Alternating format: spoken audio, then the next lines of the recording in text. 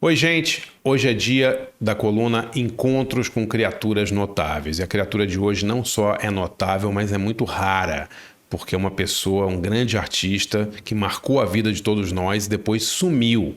Estou falando do cineasta John Hughes, autor, diretor de algumas das maiores comédias adolescentes dos anos 80, como Curtindo a Vida Adoidado. Se você curte esse tipo de conteúdo, inscreva-se no canal, ative o sininho para receber as notificações. Eu tenho quadros novos aqui de segunda a sábado. E queria agradecer de coração a todo mundo que assina meu site de jornalismo cultural, andrebarcinski.com.br. Gente, muito obrigado. É por causa de vocês que eu consigo fazer, inclusive, esse canal aqui de YouTube. Valeu demais.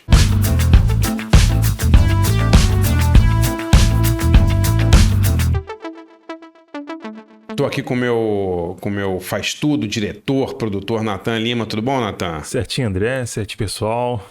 Esses filmes são anteriores ao seu nascimento, mas eu tenho certeza que você já viu Curtindo a Vida Adoidado, Gatinhas e Gatões. Esses filmes Sessão da Tarde atravessaram gerações, né? Esse filme aí, ele atravessa séculos, digamos assim. Cara, é impressionante, né? Filmes dos anos 80, feitos 40 anos atrás, que até hoje as pessoas assistem, né? E o que pouca gente sabe, Natan, é que o gênio, o cérebro por trás desses filmes, o John Hughes, ele era um cara problemático, esquisito pra caramba, assim. Eu tive uma sorte tremenda de conseguir fazer uma entrevista com o John Hughes, olha só, em 93, quando ele estava produzindo o filme do Pimentinha, Dennis, o Pimentinha, um filme horroroso lá, e ele não era nem diretor, ele era o produtor desse filme. E ele foi um dos entrevistados numa sessão de entrevistas que eu fiz. Mas olha que louco, cara. Ele, depois disso aí, ele nunca mais dirigiu, cara, um filme. Caramba. Ele se recolheu, acho que ele morava em Chicago, né? Olha só, Hughes foi um personagem singular. Eu escrevi a história dele no meu livro Encontros com Criaturas Notáveis, né? Hughes foi um personagem singular do cinema norte-americano. Dirigiu algumas das comédias adolescentes mais adoradas e de maior sucesso dos anos 80, como Gatinhas e Gatões, Curtindo a Vida Adoidado, Mulher Nota 1000, mas abandonou Hollywood nos anos 90 e desapareceu. Não deu mais entrevistas e foi cuidar da família. Morreu em 2009 de um fulminante ataque do coração aos 59 anos e não dirigiu um filme desde 91. Caramba. Louco, mas né? teve algum evento específico que fez ele abandonar isso? Cara, eu acho que não. Eu acho que ele era um cara, Natan, que eu acho que fez muito sucesso, foi pego de surpresa pelo sucesso dele, e eu não sei se ele assim, teve algum surto, alguma coisa, mas ele, cara, quando eu entrevistei em 93, ele era o bambambam de Hollywood, cara. E você percebeu algum tipo de anomalia assim? Quando você foi entrevistado? Nada. Porque olha só o que o cara tinha feito. Vamos lá, nos anos 80, ele fez Curtindo a Vida Adoidado, Alguém Muito Especial, Gatinhas e Gatões, Clube dos Cinco. Isso ele dirigiu. Clube dos Cinco, cara, é um clássico também da Sessão da Tarde.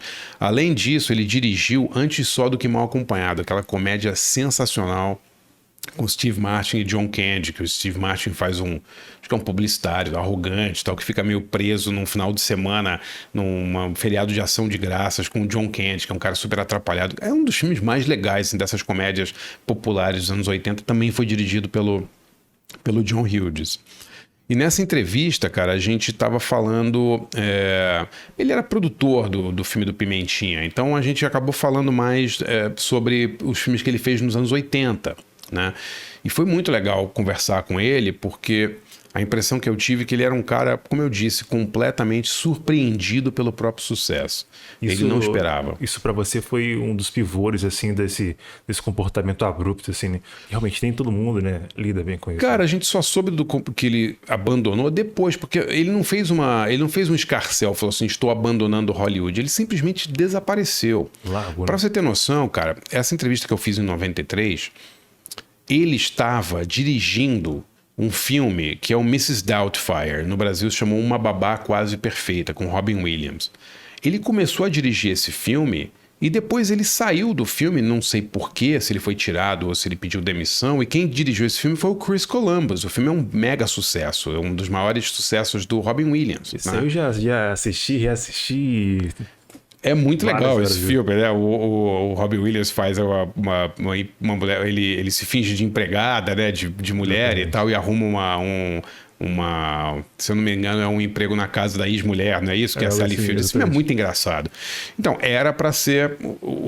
na entrevista que eu fiz, ele fala na entrevista, ele fala assim, estou filmando Mrs. Doubtfire, já comecei a filmar.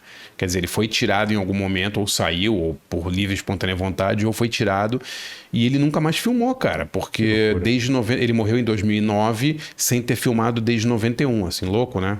Realmente foi um comportamento um tanto quanto radical, né? Esquisito, cara. Assim, tem muita gente que enche o saco de Hollywood e vai morar em algum lugar. Eu sei que uma vez eu entrevistei um ator, o Jason Patrick, que era um ator muito bom, fez um cara muito bom, assim. Ele tinha ficado uns anos meio isolado, assim, ele também lá saiu. Eu me lembro que ele contando que ele encheu tanto o saco de Hollywood que ele foi morar numa fazenda e passou vários anos lá. Então tem muitos desses caras que tentam, assim, trabalham um pouco e depois se isolam, né? O Daniel Day-Lewis é assim também, né? O Daniel Day-Lewis, ele teve uma carreira brilhante, ganhou um monte de Oscar, trabalhou com o Scorsese, com todos os diretores, Paul Thomas Anderson e tal, e ele abandonou para virar... aprender a fazer sapato, né? Ele foi virar sapateiro. Ele é um comportamento reincidente, então. Louco. Não, ele queria, cara. Ele saiu uma época assim para aprender a fazer sapato. Tinha uma história de que ele tinha ido fazer vários cursos e tal e tinha abandonado. Quando ele fez Gangues de Nova York com o Scorsese, o Daniel Day-Lewis, ele estava fora do cinema. Eu me lembro de ver uma entrevista do Leonardo DiCaprio contando que Leonardo DiCaprio, foi na casa do Daniel Day-Lewis, bateu lá para falar, cara, o Scorsese quer a gente nesse filme novo, volta aí que ele voltou, entendeu? Caramba. Ele tinha abandonado o cinema. Então tem uns caras assim que meio que dão uma loucura, uma surtada, e os caras já têm grana, já ganharam muito, muito dinheiro e tal. Mas essa entrevista foi muito legal, cara, porque... foi uma entrevista curta, ele era produtor do filme, né? Então não era assim, não teve tanto tempo com ele assim. Mas eu perguntei para ele sobre por que ele ficava tão fascinado em dirigir filmes sobre adolescente, né? Porque a razão de existir do cinema do John Hughes é o cinema adolescente, né? Esses filmes todos, o Clube dos Cinco, é aquele filme maravilhoso sobre 5 adolescentes que ficam de castigo, digamos assim, de recuperação numa escola fechada. É como se fosse um Big Brother dos anos 80, né? Mais ou menos isso, né? Porque a gente está lá vendo a intimidade desses 5, eles são personalidades diferentes e tal, e aí eles brigam, eles se apaixonam, você começa a descobrir o outro lado da vida deles. É um filme muito interessante. O Curtindo a Vida Doidado, eu acho que é a comédia adolescente de todos os tempos, né? Uma das mais famosas e tal. Eu perguntei para ele, né? Você tem uma longa lista de filmes juvenis no currículo, né? Por que escrever e dirigir filmes sobre adolescentes te fascina tanto? Aí ele falou muito legal. Eu sou apaixonado por pessoas em geral, não só por adolescentes. Fiz filmes sobre adolescentes porque eu era inexperiente, trabalhava com gente tão nova e inexperiente quanto eu. Nesse meio tempo eu descobri o drama, a comédia, aprendi mais sobre os atores e sobre o que as pessoas queriam assistir. Quando vi que havia outras coisas para dizer, mudei. Quer dizer, ele já estava também numa fase, e é verdade, porque no final dos anos 80 ele fez o Antes Só do Que Mal Acompanhado, que já era um filme mais... Não, era uma comédia também, mas era uma comédia mais... um pouco do padrão anterior, né? Exatamente, não era aquela coisa de um retrato da vida adolescente, era um filme sobre adultos e tal, mas foi muito legal, cara, muito legal. E foi curioso, Natan, porque assim, eu entrevisto ele em 93, aí o cara some.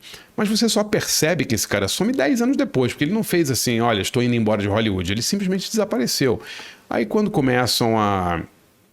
esses filmes começam a ser exibidos de novo, né? Porque é uma coisa que a galera não se toca. Esses filmes, o Ferris Bueller's Day Off, né? Que é o Curtindo a Vida Doidado e tal, eles não foram exatamente grandes sucessos de bilheteria na época. Eles foram filmes marcantes para uma geração, mas especialmente no Brasil, por exemplo, eles ficaram muito famosos por causa da Sessão da Tarde. Exatamente. Né? Onde eles eram exibidos toda semana, praticamente, né? E aí, quando essa galera que curtia os filmes dele nos anos 80 ficou mais adulta, teve um revival dele ali nos anos 90 e poucos, todo mundo falou, pô, aqueles filmes eram muito legais, né? Eram os filmes que a gente achava que eram bobos, que eram inocentes e tal, mas eles tinham uma coisa muito Ele tinha uma coisa bonita, ele tinha uma coisa até meio antagonista, né? Porque os personagens viam os parentes meio como antagonistas, assim, né? É um tipo de comédia bem característica mesmo, né? Cara, eu acho que tinha muito a ver com o tipo de adolescente que você tinha nos anos 80. Era uma coisa assim, muita gente divorciada já nos anos 80. Então você tinha esses filhos dos divorciados, que era uma coisa que... eu me lembro quando passou no Brasil Kramer versus Kramer, foi um dos primeiros filmes dos anos 70 ainda, sobre o divórcio, né? Sobre um casal em conflito e tal. Foi um escândalo, assim, né? As pessoas não eram um tema muito falado, né? Nos anos 70. E aí eu acho que nos 80 o divórcio já é uma coisa mais, digamos, popular, muita gente já divorciada, você tem gerações de adolescentes de pais divorciados, né? E aí eu acho que os filmes do John Hughes, eles pegaram na veia, assim, sabe? Explorava exatamente esse contexto conturbado, né? Talvez involuntariamente, entendeu? Mas a maioria dos personagens vem de famílias quebradas ou famílias problemáticas. Eu acho que talvez por isso as pessoas se identificaram tanto com os filmes dele, entendeu? Exatamente. Talvez tivesse esse contraste com a realidade, né? Exatamente. Então, foi muito legal, cara. Foi muito legal. E aí, ele desapareceu, virou um cara assim, não dava entrevista, nunca deu mais uma entrevista e morre subitamente, cara. Assim, sabe? Eu me lembro de ler assim, John Hughes morreu. Pô, eu nem lembrava do John Hughes. Ele tava completamente... Foi cuidar da família mesmo, assim, né? Louca a história, né? E eu tive esse breve encontro aí de, sei lá, 20 minutos, meia hora com o John Hughes. Está no meu livro, no Encontros com Criaturas Notáveis, né? Você pode adquirir o livro no site da Terreno Estranho. E espero que a galera curta a entrevista. Foi bem legal fazer. Um ótimo encontro. Muito legal, né? Legal. Gostou desse quadro? Gosta desse tipo de conteúdo sobre cinema, música e literatura? Conheça meu site de jornalismo cultural, andrebarcinski.com.br. R$20 mensais, você tem direito a um monte de coisas. Lives exclusivas, debates exclusivos, cursos exclusivos, 18 a 20 textos inéditos por semana exclusivos para assinantes do site, além de um acervo gigante de cursos, debates, workshops e textos. Mais de 500 textos. Conheça lá andrebarcinski.com.br, acho que você vai gostar bastante. Valeu, gente!